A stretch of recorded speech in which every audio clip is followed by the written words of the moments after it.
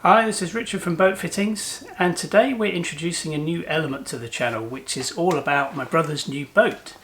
My brother Steve just bought a Beneteau Antares 8 2021 model with a 250 horsepower Suzuki outboard, and we're going to bring you video guides of improvements that we make to the boat over time.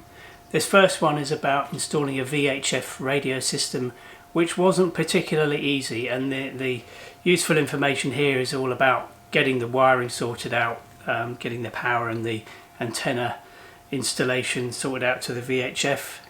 We hope you're going to find it useful, and we're going to bring you more of the same as things come up on the boat that need doing. So please subscribe to the channel and give us a thumbs up. Hello, Steve here from Boat Fittings. So we have a new addition to the Boat Fittings family, our Beneteau Antares 8. So I thought I'd talk to you a little bit about fitting a VHF. It's not quite as easy as I thought, but I'll show you what we've done so far. Bit of a mess here at the minute because work in progress, but finally decided on the location for the VHF. Not many places to fit it, but not very easily anyway. Sure, a factory fit is a bit easier.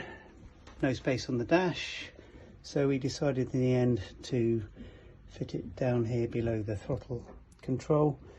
Not the ideal place, but pretty much the only place we could find for it. So cut the hole, done all the easy bits.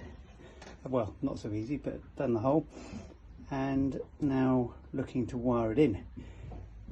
Easy, we thought, but again, not so easy. So just behind the dash, you will see the electrics. Nothing labelled, not very obvious where to wire in a VHF.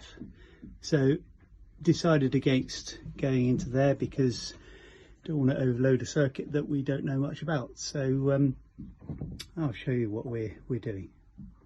So here we have the galley, small galley. Under the stove there is a cupboard. Decided to fit a buzz bar under here so that any future wiring we do, we know where it's coming from and we know what the current capability of it is. So I've mounted the buzz bar on the rear of the cupboard, and we've got a pair of wires going down behind.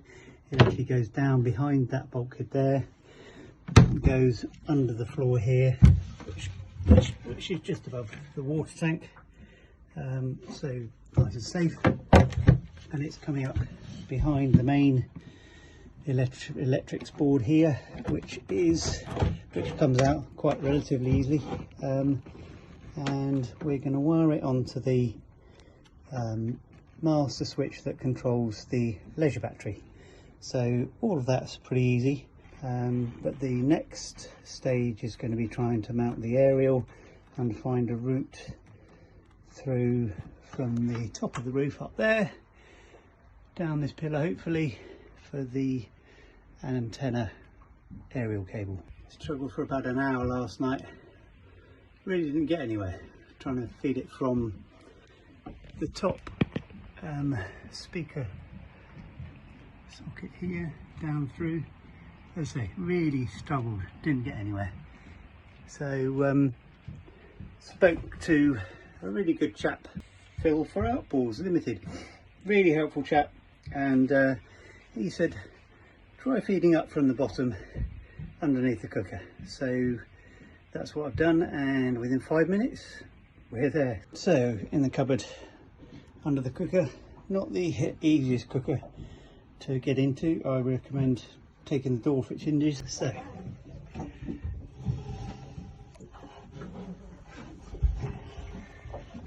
we go. So you can see the blue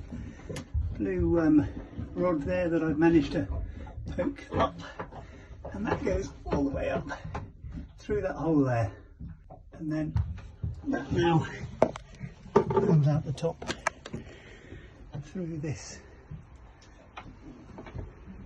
speaker hole up here. So I can now I'm going to feed a tracer wire through there so that we can pull the cable through when we're ready.